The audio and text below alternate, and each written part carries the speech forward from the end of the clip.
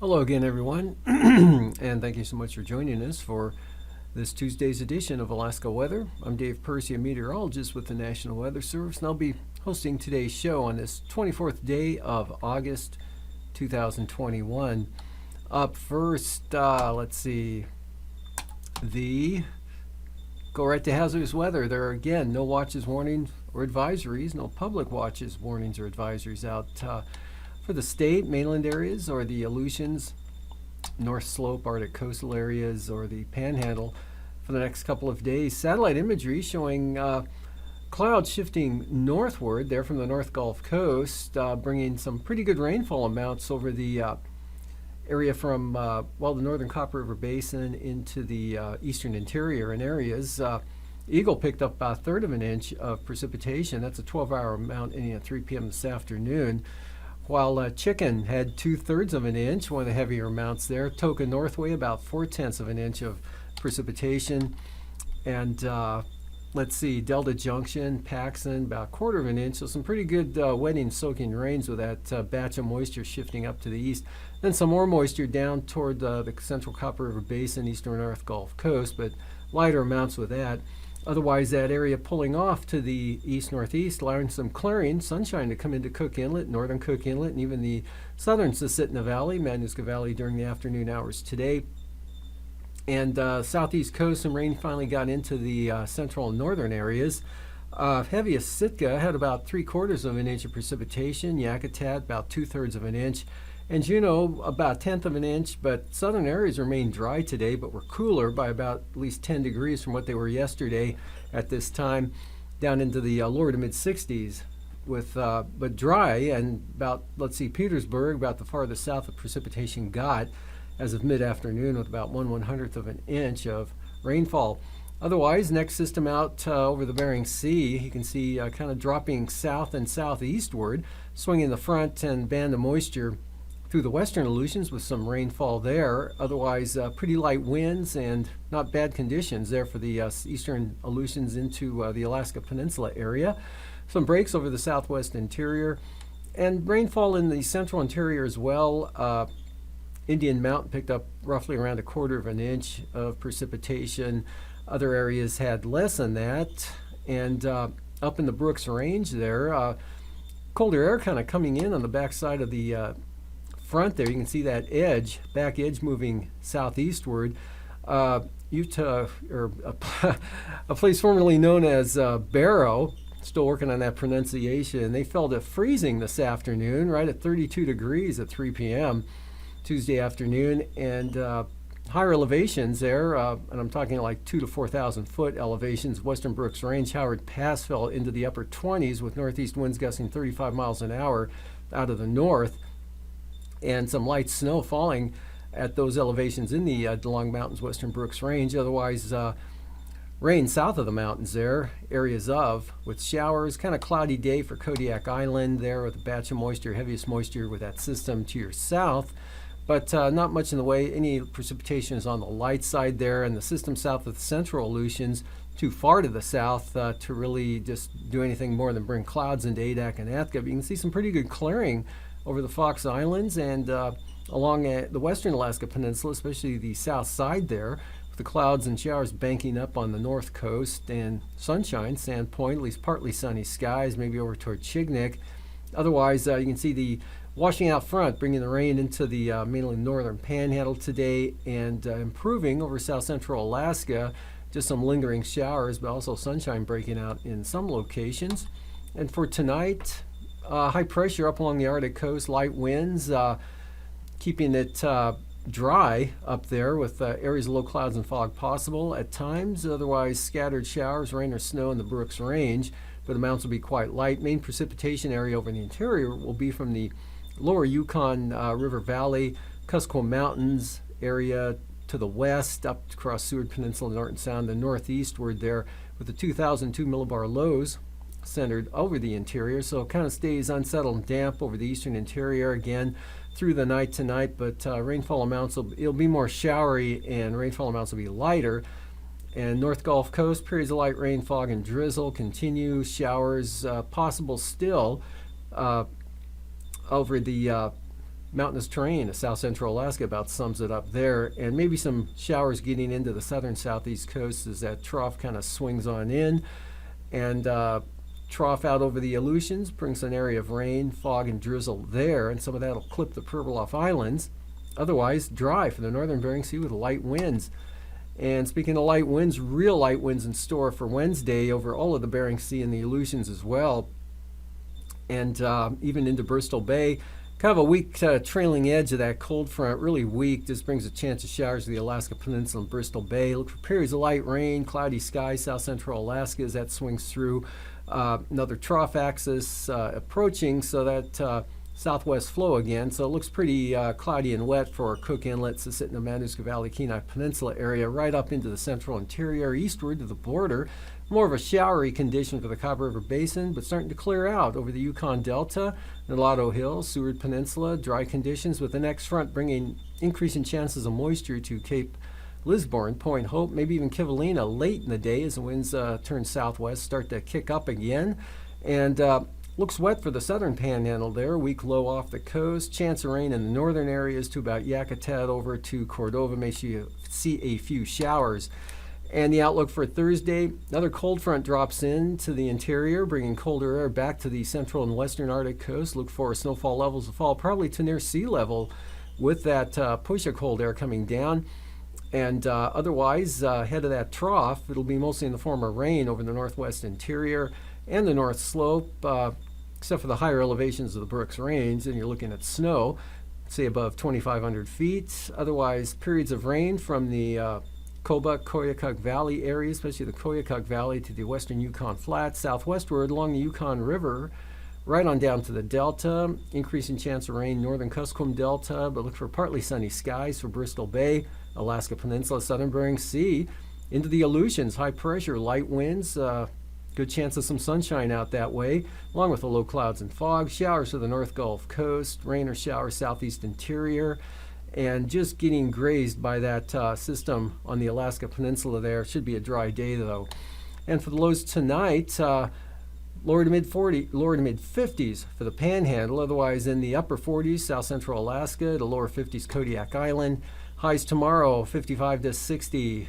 Southern Alaska, best chance of seeing 60, Kenai Peninsula, Susitna Valley, maybe the Copper River Basin. Upper 50s northern Panhandle, lower to mid 60s southern Panhandle, upper 50s Bristol Bay near 60 Kodiak, upper 50s Kuskokwim Valley, followed by lows in the 40s to lower 50s for Wednesday morning, lower 50s mostly for the Panhandle.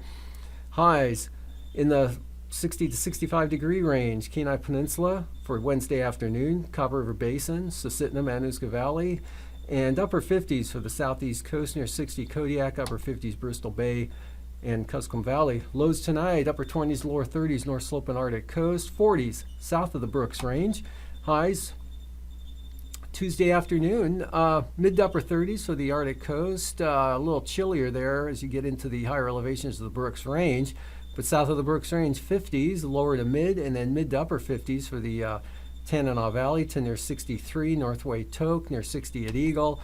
45 for the high St. Lawrence Island, Savunga or Gamble, followed by lows in the 30s for the Seward Peninsula, 30s for the North Slope, Arctic coast into the Brooks Range, and then mid to upper 40s for the eastern interior, lower to mid 40s out west. And highs Wednesday afternoon, 55 to 60 central interior to mid 60s eastern interior, upper 40s Seward Peninsula, lower 40s for the Arctic coast and North Slope. So warming up there, low warming coming in after that brief cold snap. And for the western areas, upper 40s for your lows, followed by highs mid 50s, mid to upper 50s inland areas, mid 40s St. Lawrence Island, upper 30s St. Lawrence Island for the lows the following morning. Highs in the afternoon in the 50s just about everywhere except St. Lawrence Island. And now, aviation weather around Alaska. Moving on to flying weather, we've got for Wednesday morning, we've got IFR, Central Eastern Arctic Coast, marginal VFR, and actually IFR covering much of the Brooks Range, but south of the mountains, a zone of VFR there in the southern slopes into Selawik, Kobuk Valley, Kotzebue, and into the central southern Seward Peninsula area. IFR, northern Seward Peninsula, northern Bering Sea, St. Lawrence Island, southwest coast, inland across the Yukon Delta, into the right on up the Yukon River there to where it about meets the Porcupine River in the flats. VFR, eastern interior, upper Tanana Valley area. IFR, Talkeetna up to the southern slopes of the central and part of the eastern Alaska Range, but VFR, northern Cook Inlet to Sitna Valley and western Copper River Basin. IFR, North Gulf Coast and along the coast of the Panhandle, but holding VFR inside waters over to the border. IFR, Bristol Bay up to Iliamna Lake, and mostly marginal VFR for the Aleutians, except some VFR showing up around Unalaska Island, Kodiak Island, VFR. For the afternoon, IFR, southern Kodiak Island, otherwise marginal VFR, a band of IFR there across the north central Bering Sea, but VFR for St. Lawrence Island through the Bering Strait, Seward Peninsula. VFR northeastward into the Tanana Valley, Yukon River Valley area to the eastern border there, including Eagle now, and some IFR eastern Arctic coast, IFR south central Alaska, Prince William Sound, and the North Gulf Coast, marginal VFR for the Panhandle. And for the morning Thursday, a lot of IFR in the interior from the eastern Arctic coast, central coast as well.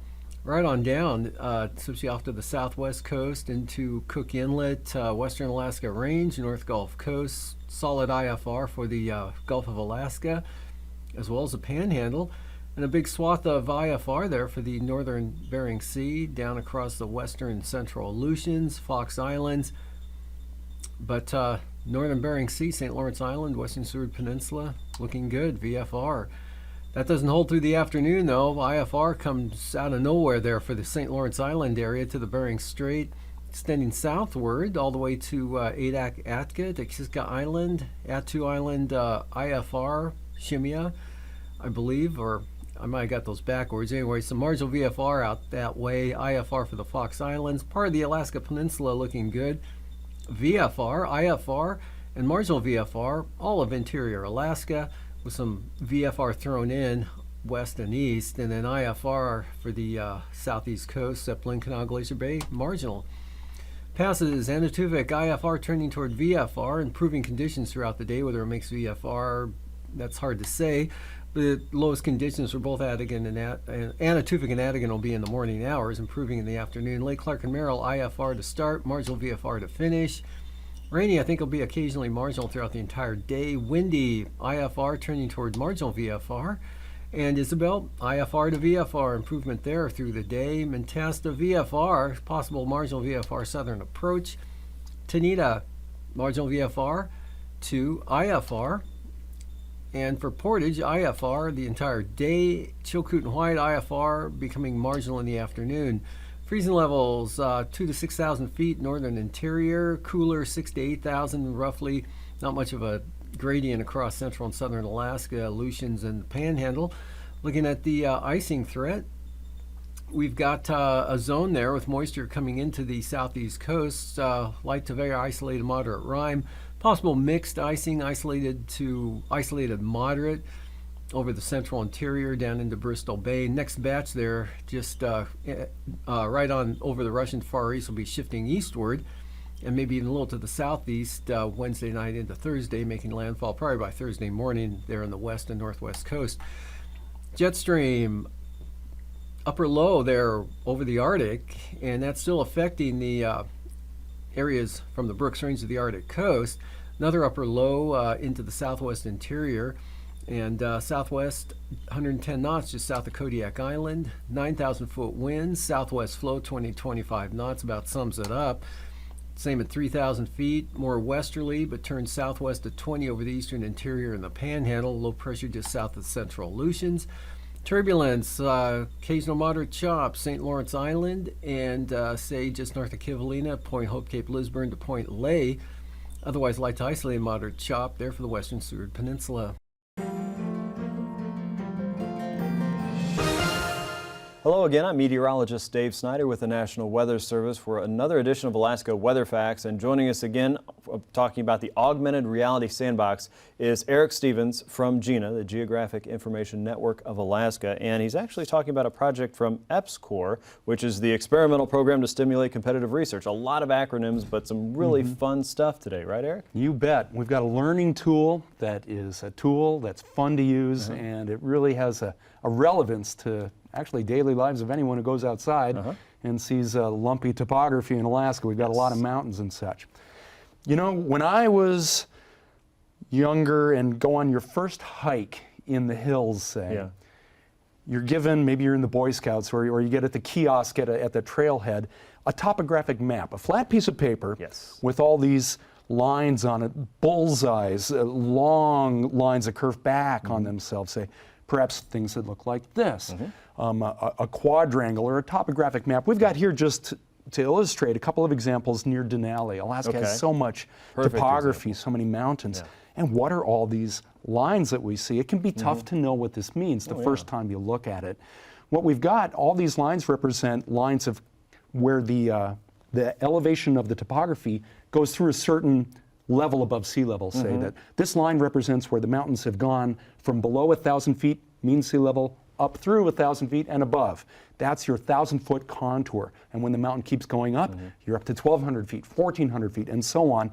And that's how you get this little bullseye around the peak of a mountain. Kind of makes layered slices, right? Kind of like layered slices. Nice way to look at that. And when you see the lines are closer together, you're going up more steeply. If the mountain rises more slowly, it takes you longer in horizontal space to go through those different vertical increments. So that is really hard to visualize. Right. Imagine you're looking at a 2D piece of paper, two-dimensional piece of paper, but you're trying to understand what the three-dimensional world looks like. Well, enter the augmented reality sandbox. Yes, what is that? It is right here. We have the sandbox with us today, Sandbox 2.0, portable version. Built up at University of Alaska Fairbanks. And we've got a couple of folks helping out today. Let's see, Alana Valaji, and she's a mechanical engineering student from the University of Alaska Fairbanks. If you want to give us a thumbs up there, Alana, thanks for helping us out today. And Courtney Breest, she's the outreach coordinator from AKwx, also helping us out today. Thanks, Courtney. And this tool here has a Microsoft Kinect to sense the level of sand in this sandbox. And then the Kinect feeds its information into a computer that then sends a signal to a projector to draw the appropriate topographic lines on this topography. The fun thing about this, as we can see here, is that the sandbox and its Kinect and its projector, they all work as a team. So here we've got a mountain in the middle of the sandbox. What if we took down the mountain to some degree? Watch as the software responds and redraws the topography. Kind of a caldera forming there. There you go, And what's fun about the sandbox too is it knows that gravity flows downhill, and we've got some water that's actually down in the lowest elevations. And what's happening now is we're making it rain a little bit. We'll fill up rain into that elevated lake bed, that caldera, as you said. And so now water is pooled up there. And what if you gouged out an outlet channel? Glacial dam release. There you go. The water flows out. What we're seeing here is a tool that allows people to touch and connect, Microsoft Connect, RRR, to connect two-dimensional topographic maps like what we have here, these flat things on a piece of paper, to the real three-dimensional world. I think this sandbox's real particular application as a learning tool to young people is, what does a two-dimensional map mean when it's trying to represent the three-dimensional world? This sandbox is kind of both at once. It's actually three-dimensional, lumpy topography there, the sand, but it's got these lines drawn on the three-dimensional sand that would be on a two-dimensional piece of paper. Wow, that is a huge leap from the learning that we experienced when we were younger to how children and even adults are visualizing in these new forms of technology. Allows that to kind of reshape their thinking and visualize this in a very useful and absolutely hands-on way. It's amazing. It's a hands-on tool, and it's hard for me to sit here and not go play with that. Well, that's what happened at GINA, up at the University of Alaska in Fairbanks, when the first model was being made, the prototype with plywood and such.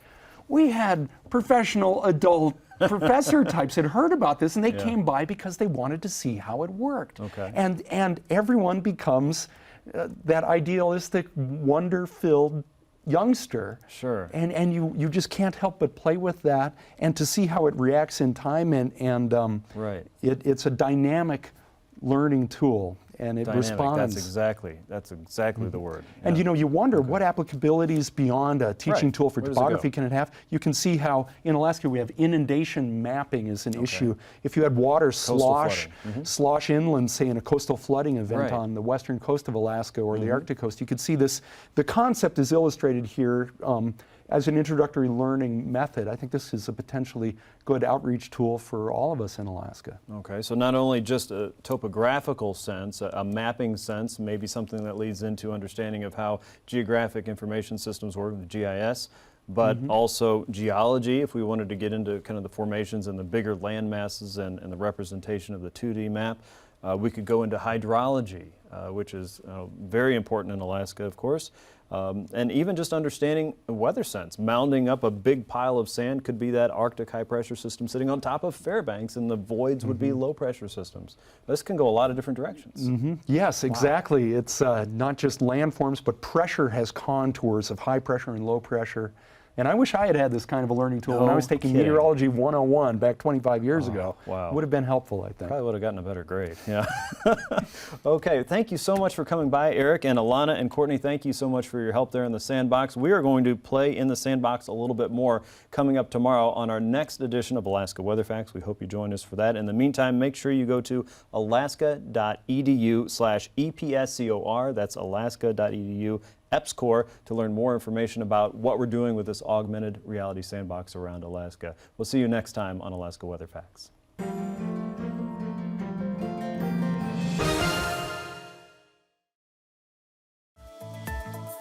And now, marine weather around Alaska. Today's sea ice analysis, again, not much change, a little bit of thin ice there, central Arctic coast or so, and then a little more extensively on the east side, especially north of the Barrier Islands. Otherwise, forecast for the Chukchi Sea, ice is expected to come southeastward 10 to 20 nautical miles through Saturday. And then for the Beaufort Sea, ice edge there expected to shift north or northwest about 15 nautical miles or so through Saturday. Looking at the coastal water forecasts, south winds 15 knots on the south coast tomorrow, south to southeast 20-25 knots on the north coast, seas 7 to 8 feet. And southern and central inside waters, inner channels, southeast 15, higher gusts. Same thing, Lynn Canal, except sustained 20-knot winds with higher gusts, seas at about 4 feet. And moving on to Wednesday, southeast 15 knots, central southern inner channels of the Panhandle, Lynn Canal, southeast at 10, seas 2 feet there. For the south coast, south to southeast 15 to 20 knots, and southeast 15 to 20 knots. For the north coast, seas 6 feet. Prince William Sound tomorrow, northeast at 20 knots with 4-foot seas. Good small craft advisories, though, for the eastern North Gulf Coast. Southeast 30 knots, 7 to 9 foot seas. Western North Gulf Coast, lighter and northerly at 20 knots with 6-foot seas. Northwest 15 for the Barren Islands, and light variable winds at 10 knots for Kamishak Bay. Cook Inlet, north winds at 15 knots, 3 to 4 foot seas. Moving on to Wednesday, Prince William Sound, northeast winds 10 knots, seas pretty slight at 2 feet or less. Southeast 15 knots with 5-foot seas for the eastern North Gulf Coast. Light variable winds at 10 knots, western North Gulf Coast, Barren Islands, Kamishak Bay. Cook Inlet, winds south at 10 knots with 3-foot seas. And for Kodiak Island, west winds 15 knots, seas 3 to 7 feet. Alaska Peninsula, west winds 15 to 20 knots, 4 to 5 foot seas. Bristol Bay, southwest at 15 with 5-foot seas. And then for Wednesday, Alaska Peninsula really laying down light variable wind conditions, 10 knots or less, seas 3 to 4 feet or less. And that light variable wind pattern extends all the way up to Sitkinak. Otherwise, Kodiak Island and Bristol Bay looking at west winds at 15 knots with 3 to 5 foot seas. And for the Fox Islands, light variable winds, 10 knots, seas 3 to 6 feet. Adak and Atka, variable winds at 10 knots, seas 3 to 6 feet.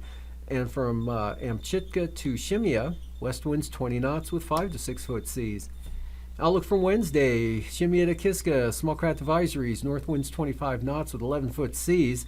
Otherwise, Amchitka north at 15, seas 8 feet. And then light variable winds for the remainder of the Aleutians at 10 knots, maybe 10 to 15 knots in the case of Unalaska Island. Otherwise, seas running 2 to 5 feet. For the southwest coast, north to northwest winds tomorrow, 15 knots, 3 to 5 foot seas. Light westerlies for the Pribilofs at 10 knots.